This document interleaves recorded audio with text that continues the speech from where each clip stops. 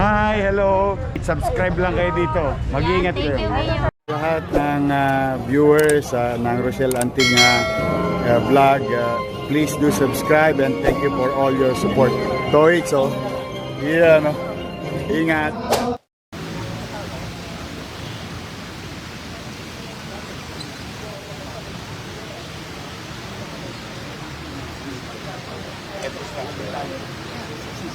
Ilang story to? 20.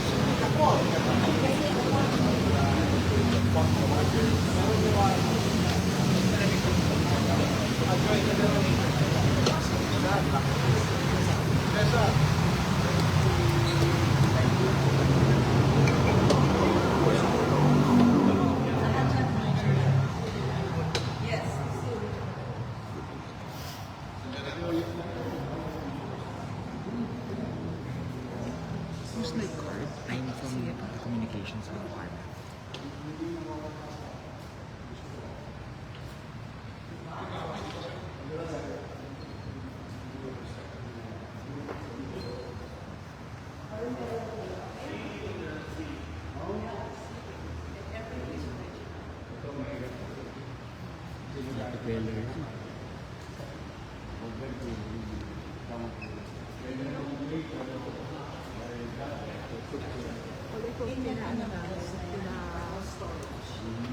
Varnish last year. So ganun lang, varnish lang.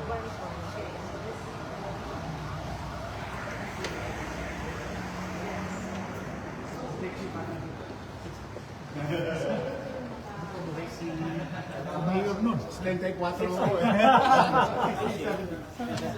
Well, I don't know if I should take you up first or we should show down first. Alam mo, dito na muna tayo sa baba. So this Meeting one, rooms. yes, this one is what we call the innovation area, where we have small group sessions with young people. This is really meant for about 20 to 25 people. It's very much used, to talk about issues, to talk about. It's a safe space for people, young people to come up with ideas.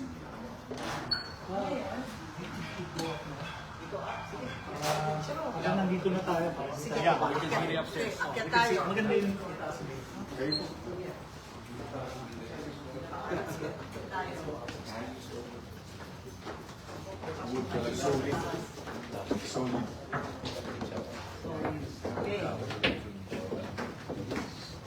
Lahat yan, solid. Hindi siya plywood. Kaya naman bilang mga mayor, it has stood the test of time.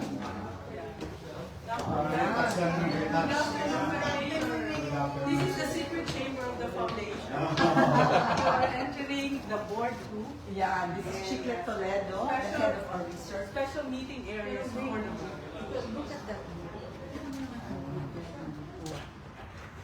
Ano yan? Original lahat. And then this is our special boardroom for all of the past chairs of the foundation. So in the past 68 years, ito po ang mga naging chairpersons ng foundation. The last of this was Cheche Lazaro. And now we got For the board, Mr. Ed Chua. very quiet, very confidential. Also movies. Yan. Cork. Yan, kurig din yan. Kasi dati merong film. You could show film. Sa projection room. Projection room. Projection That's room. right. Projection. Luma-luma. Classic talaga. Ngayon, ano na lang, high-tech na lang. Kaya po, very careful. Tapos ito, very, ano nitong table na ito, na po, so yung gumawa ko ng table na ito, kinuha lahat ng different shapes of the building, and they put it in the table.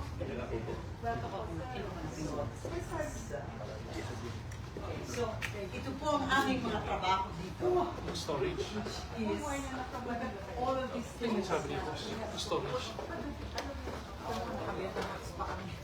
Kailangan namin ilagay yung Digitize. Oo, i-digitize lahat Kailangan siya. naman. From other parts of Asia. We host them here, and We have that project. pledge. Yan pa rin siya, pero Yeah, meron laki ng may backup na. ng mirror ka. Yes. Sorry na pinapahit. Lalo na hindi pledge. Magastos yun eh. Dami yun.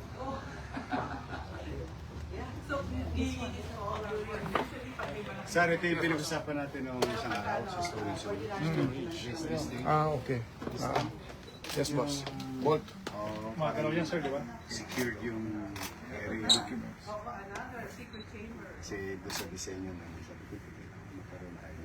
While we do the cloud storage. Because the government usually have this hard copy. And those hard copies should not be accessed by any John Wilson Mayor. It has to be properly placed Kami tinanong niyo, para laging wala pa kaming nakikita. tuntunan. O matutuntunan. Tuntun. Hinahanap pa namin yung ano dyan. Marami pa kaming trabaho. A warehouse. Kailangan naka-aircon kasi hindi. Masisira yung mga dito. Yeah, because this is what we envision to be part of the museum one day. Look at this. Yung mga lumang Alala ko siya, library nung araw. No, ito. Kung nakatalaka.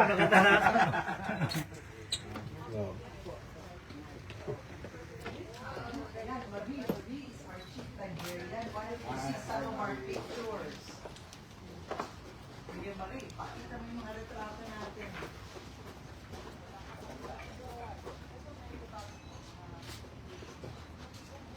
Ito ang mga different mayors of Manila na we have graced us over the years as well.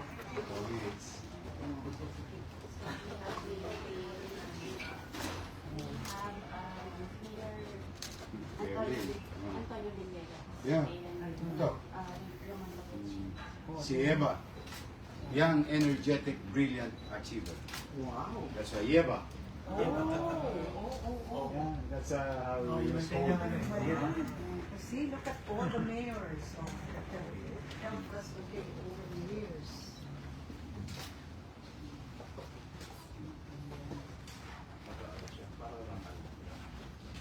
So, ito yung Oh, Ramon. Sana dito si Crystal matutuwa yun. Kita niya yung lolo niya. Did you know that Mayor Ramon Bagasin is a POW? Oh, No, he's a survivor of the Bataan veterans. Tapos during the bombing of Plaza Miranda, he was one of the worst victims. Basically, yun. masama ang tama sa kanya. Kasi katabi niya yata yung granada. Sumabog na. Sumabog. So part of our dream is to put this all in a proper museum or a proper gallery as we enter our 68 years old na po kami ngayon. So hopefully by the time we hit 70, 75, 100, we can really make this place a destination place for the people of Manila, for all of our visitors. At when we welcome them, di lang sila pupunta sa Intramuros, di lang sila pupunta sa Binondo, pupunta sila dito for hope and inspiration. Actually, pwede talagang maging cultural ang Manila. Dahil ang daming, this is very rich in culture. Yeah, that's what I've been saying to a lot of audience when I speak about them. You know, Manila is an old city. Yes. If you want good buildings, brand new, modern, you go to Makati, BGC, Ortigas. Ortigas. You'll see it there. but they don't have a soul. That's true. Manila, Manila, yeah. lahat ng structure namin, whether it's new at the time, or yung aming mga old beauties, they have a story to tell. That's Yes. right. That's our uniqueness. That's So correct. the least thing that we can do as government is to make it pleasant at panatag. Yeah. Aliwalas at panatag. Because we wanted the way it is. Kasi yun ang yaman namin. Yung kasaysayan. Yan. Walang makaka... Yung mahirap ibenta yun eh. Oo. Mahirap ma-achieve. Mahirap gayahin yung Gayahin walang makakagaya. Walang makakagaya. Oo, dahil Manila lang ang meron. Every ultimo hardware, we will see that this is a 100-year-old hardware in downtown. Downtown. Oh, yeah, bakery, ultimo noodle, ultimo hopia. Yeah. These are the Totoo yun. stories that... Yan na eh. Tama yung direction mo. Yan.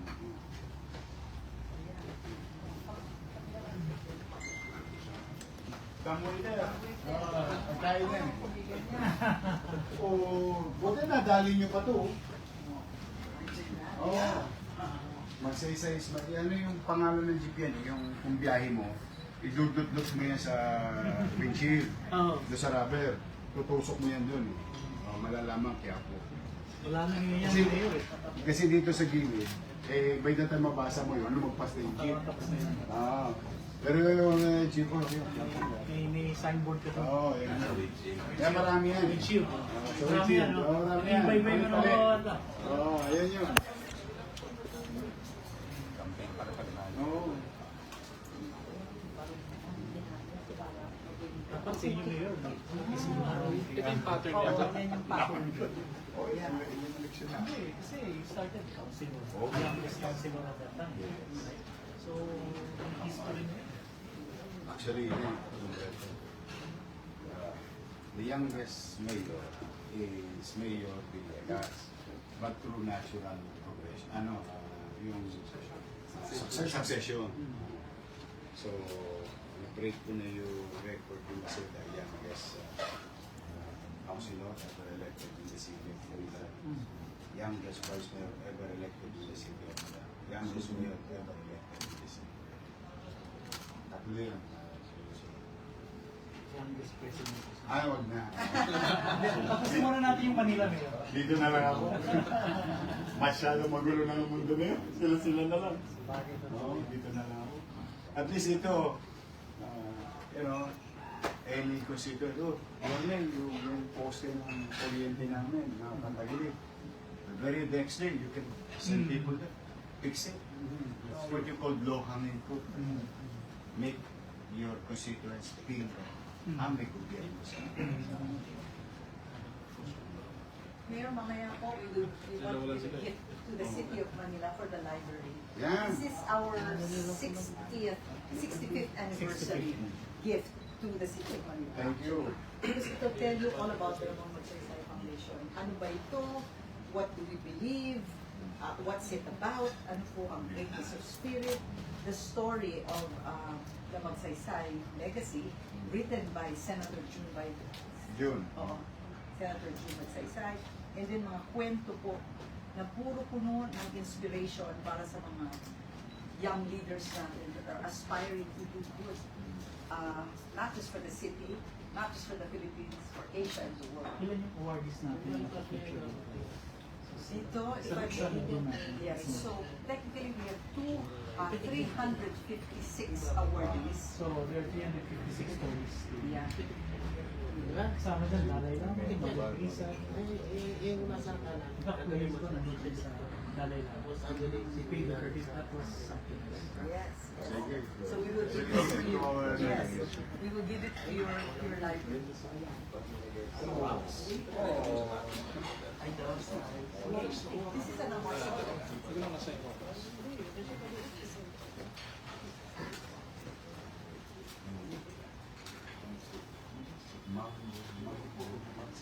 Yeah.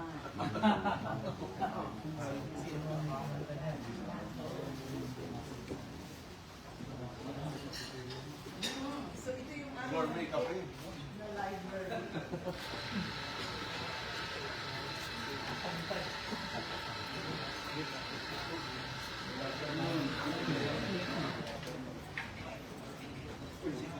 Here is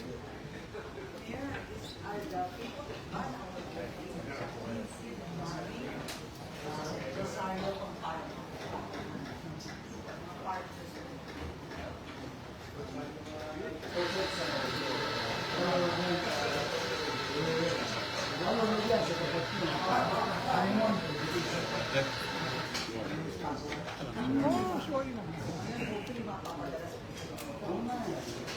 Very interesting. Ito, pakita sila, dito lang nagluto.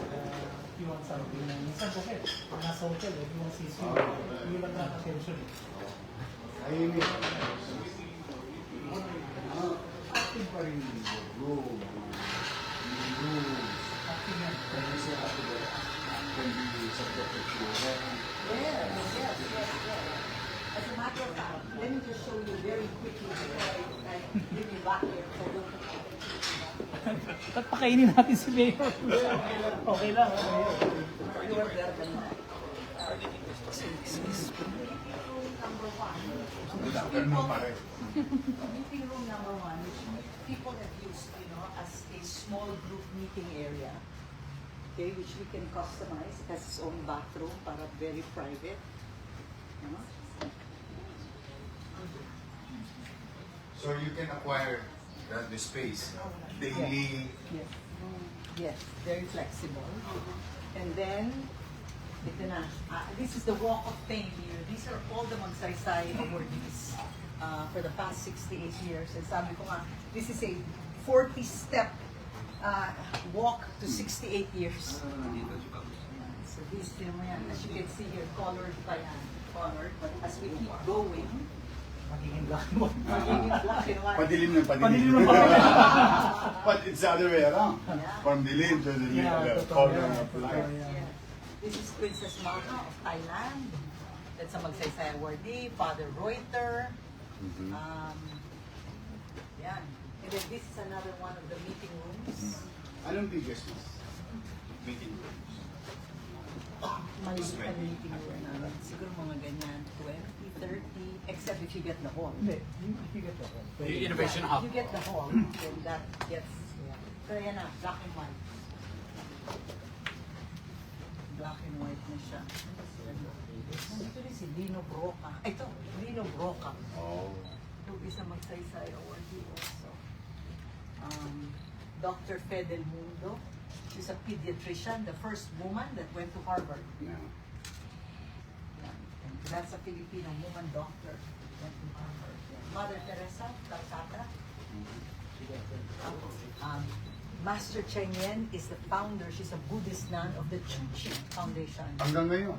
Exactly. Magtatayo pa sila ng ospital eh. Yes. If I'm not mistaken. I was informed ahead of time. Sabi ko, you tell them it's free. Okay? Just submit all the... They are wonderful. Yeah, ando sa Santa Mesa. Yeah, Santa Mesa. Oh. Correct.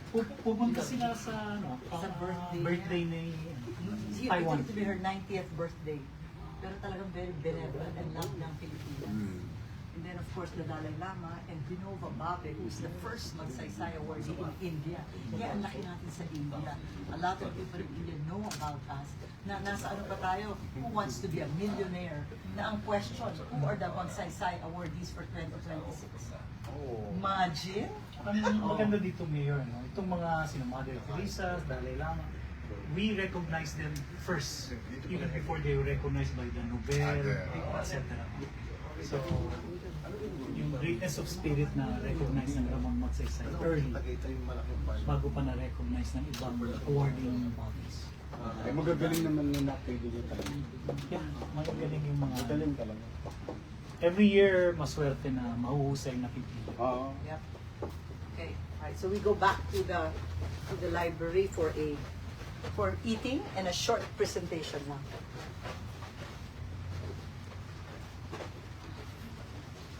Ayan na yung mood mod. Mayor. Hindi talaga. Very specific ako doon sa article. Amoy magsaysay building.